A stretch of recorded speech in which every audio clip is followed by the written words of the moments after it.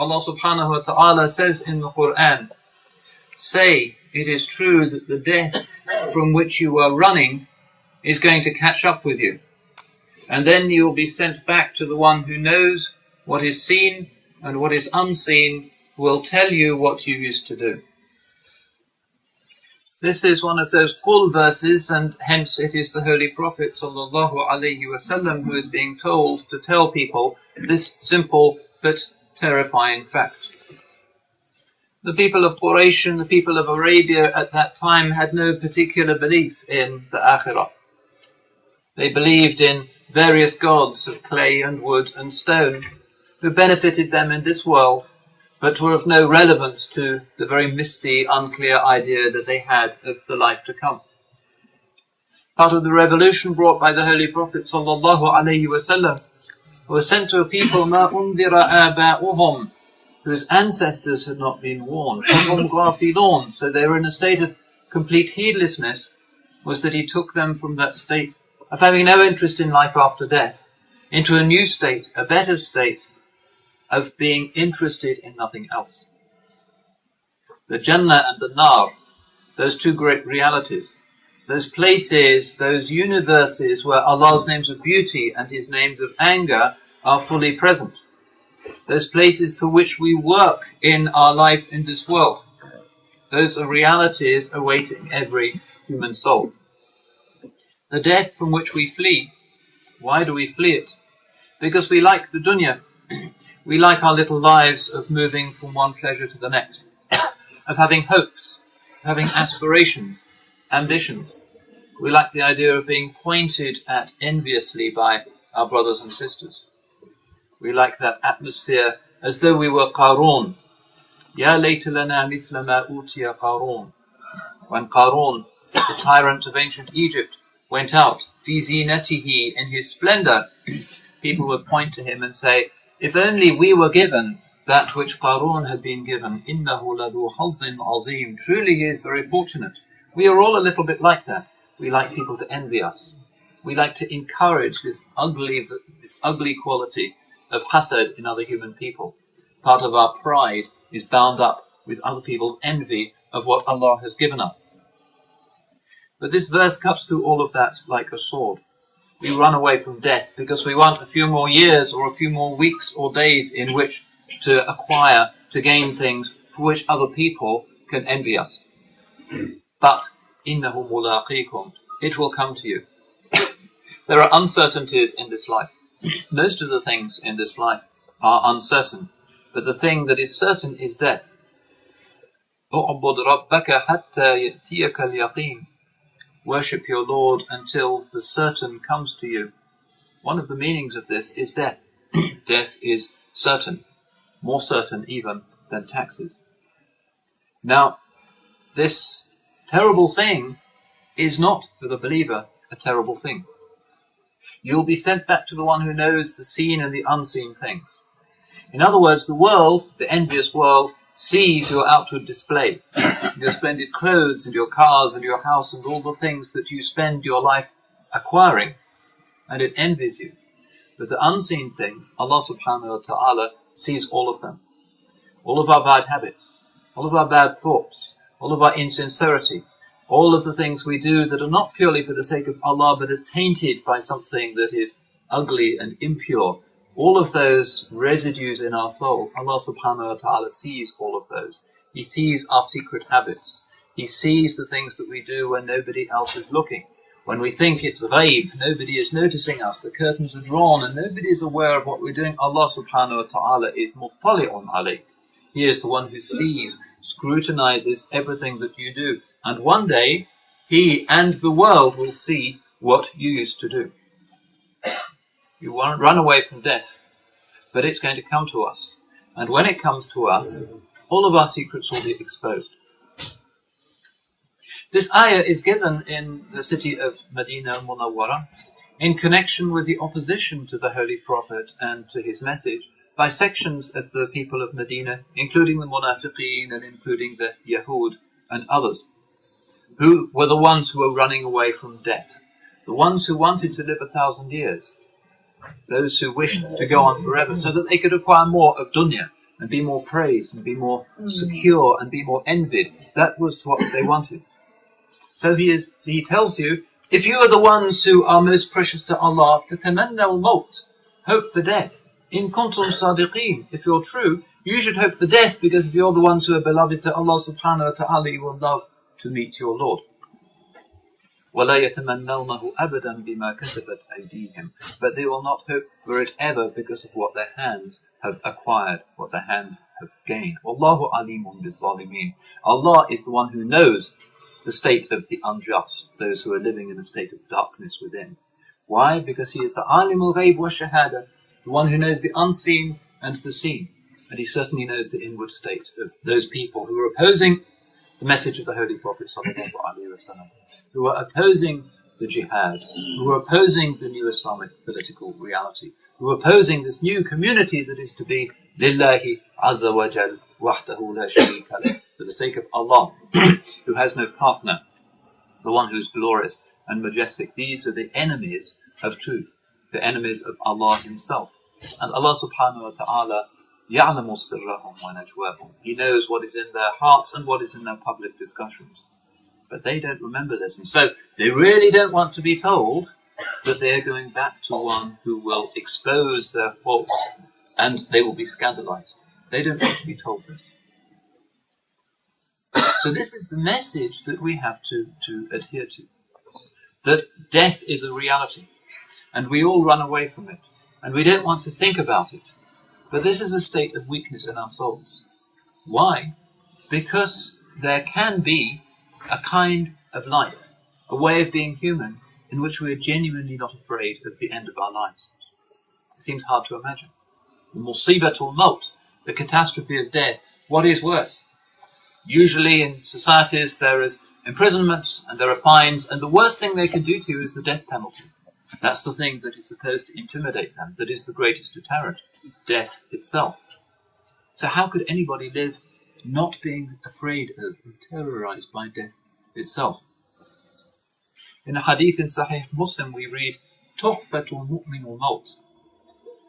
For the believer, the precious gift is death. That frightens us and amazes us and sounds very strange to us. It's against our culture, because that's the thing we least want. What kind of gift could be more unpleasant to us than dying? Suddenly taken from this dunya, away from all of our pleasures, where nobody is envying us ever again. How could we bear that? How could it be a tohfa, a precious gift? It says, Tohfatul Mu'min. If you believe in Allah subhanahu wa ta'ala, then you are one of those people who are la khawfun alayhim wa la hum yahzanun. There is no fear upon them, neither shall they grieve. If Allah subhanahu wa ta'ala chooses to take their lives, they are happy with that. It is His decree, and He is the just and He is the merciful. If He chooses to give them a few more years in this dunya, that is His decree, and we are grateful also. It is an opportunity to repent, to make tawbah, to make amends, to live a more beautiful life, to acquire more amal salih, good acts, with which we can hope to meet our Lord. Both of those conditions, the mu'min, the believer, is happy, because he knows that what his Lord determines is always the best thing. Allah is Ahkam al-Hakimeen, the wisest of judges. And who could object to the judgment of the wisest of judges? But what we need to do is to plan. The believer is the one who is constantly thinking of that reality of death. The believer is the one who remembers death because he sees it in others and doesn't think that's something that could never happen to me. I'm so happy, so lucky that it wasn't me who died in that car accident, or in that earthquake, or in that epidemic of swine flu, or whatever it was. It wasn't me, alhamdulillah. He blocks it out. He doesn't want to think about it. But Sayyidina Umar radiallahu anh used to say, "As-sa'idu man itta'aza bi ghayrin." The truly happy person is the one who is warned by others. Not by listening to some khutbah or other, but by seeing what happens to others and changing his life accordingly. He is the one who looks at what happens when people start to drink, and then they drink a lot, and then they end up on the streets, and then they die. And he realizes that he'd better obey the laws of Allah subhanahu wa ta'ala, because he can see what are the consequences of disobeying the Lord of the world. He is the one who sees what happens when one is in a marriage and one maltreats one's spouse, or neglects one's children, or is generally not a proper parent. He can see the consequences of that, and he wants to avoid those consequences. So he has this tadbir, this ability to see the disasters that happen in other people's lives, and to use that in order to help himself and to put himself right. And death is the thing that should be doing that to us more than anything else. But it's also a scary thing. It's a terrifying thing. And we see it with others all the time. Death is all around us. In the city of Cambridge, there are people in the graves. There are graveyards everywhere. Most of the people who are in the city of Cambridge are actually dead people. The city has been around for so many hundreds of years. So many people are buried here in graveyards and not in graveyards. And the reality is that we, the living, the ahya, are only a small proportion of the total inhabitants of the city of Cambridge. And so it will go on, because this yaqeen will come to us as well. We need to think about that and prepare for the time when we are under the ground and can no longer do anything for ourselves. We need to use this sarnaya, this capital that we have, whose extent only Allah knows. A few remaining hours, perhaps, a few remaining days, perhaps another 50 years. That is in Allah's decree, and we can do little or nothing about it. But in this time, we need to start thinking intelligently. We need to look at the relative who suddenly died in a car crash. We need to look at somebody who died in an epidemic, somebody whose heart unexpectedly stopped. This happens all the time, and it happens in our lives, and we know people that it has happened to. It could be us this afternoon. Allah subhanahu wa ta'ala has that knowledge. That is part of His ilm. So we need to prepare. And another hadith, which is narrated by Imam Tirmidhi, says, Al-kayyisu man dana nafsahu wa amila lima ba'da al-maut. The intelligent person is the one who looks at himself and judges himself and acts for what comes after death. That's the kayyis, the smart guy, the intelligent person, the one who's really being smart with his life. It's the one who's thinking about eternity, which is a lot longer than the few decades that we might possibly have in this world. The smart one is the one who thinks, I'd better prepare for what follows death. وَالْعَاجِزُ مَنْ أَتْبَعَ نَفْسَهُ هَوَاهَا وَتَمَنَّى عَلَى اللَّهِ. And the failure, the useless person, is the one who lets his ego, his nafs, follow whatever it wants to do and just hopes for Allah's forgiveness. That's the ajiz, that's the loser. And we're all like that to some extent. To a greater or lesser extent, we have this habit. Oh, I was lazy about the prayer. I wasn't quite sure about whether this is halal or not, but I ate it anyway. I may have been committing backbiting. I'm not quite sure that I paid all of the tax that I should have paid. But Allah is Ghafurun Rahim. Allah is merciful and compassionate and will forgive me. Usually when we get into bad habits, we do so by saying the very true and good thing that Allah is forgiving and merciful.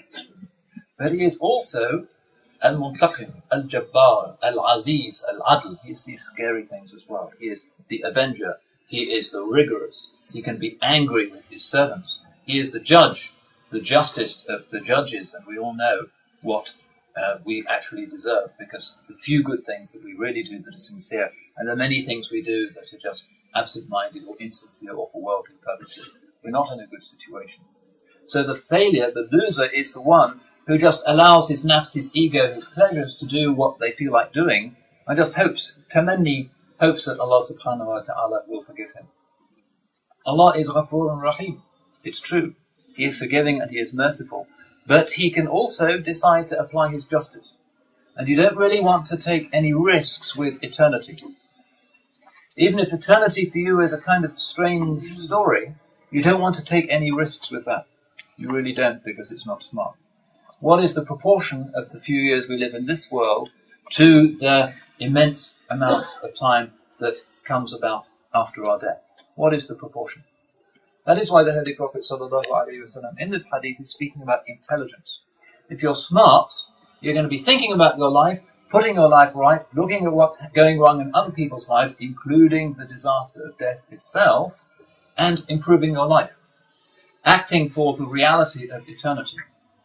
In other words, living for Allah subhanahu wa ta'ala, living for others. And doing this, how? As Muslims, by following the sunnah of the Chosen One sallallahu alayhi wa sallam.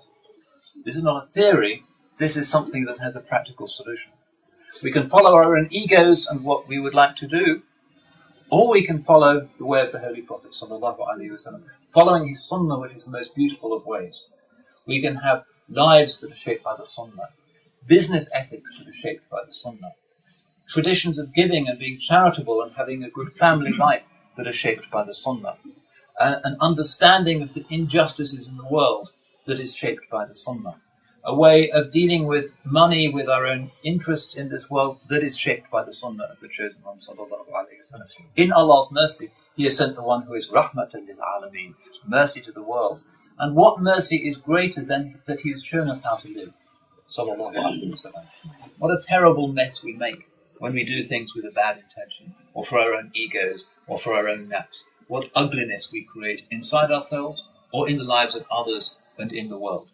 All of the disasters in this world are caused by nafs, by shaitan, by hawa, people following their own ego, their pleasures, their desire to be envied. The beautiful things that happen in the world when people are in control of themselves and are acting ultimately for a higher cause, for eternity. In the case of the believer, we do this by following the sunnah of the chosen one, sallallahu alaihi wasallam, because his style of life is the most beautiful style of life. Nobody lived as did the Holy Prophet sallallahu alaihi wasallam. Through that, Allah gave His permission to turn a people who are a base people, a people sunk in idolatry and foolishness and ugly practices, and turned them into the best community ever brought out for mankind, and gave them the permission to march through the gates of Byzantium and Persia and Egypt and those other places. The most extraordinary event in history came about. Why? Because those people were not interested in dunya. The world was open to them. Why? Because they didn't care for it. They cared only for the akhirah.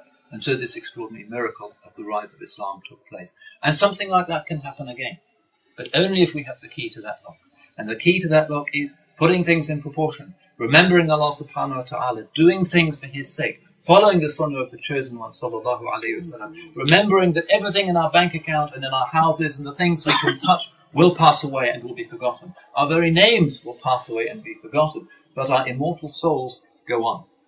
If that is what motivates us, if that is what gives us priority in our lives, then with the idhn, with the permission of Allah subhanahu wa ta'ala, once again the gates of the world can be open to us. But that is the only way in which it can be achieved. So we ask Allah subhanahu wa ta'ala to restore the greatness to this ummah which was caused by the early generations, by their lack of interest in the passing things of this dunya, and to make us people who constantly, in a healthy and Islamic way, remember that their lives will come to an end, so that in this world they can live rich and meaningful lives that are a gift to creation and a gift to other people. أقول قولي هذا وأستغفر الله لي ولكم ولسائر المسلمين إنه هو الغفور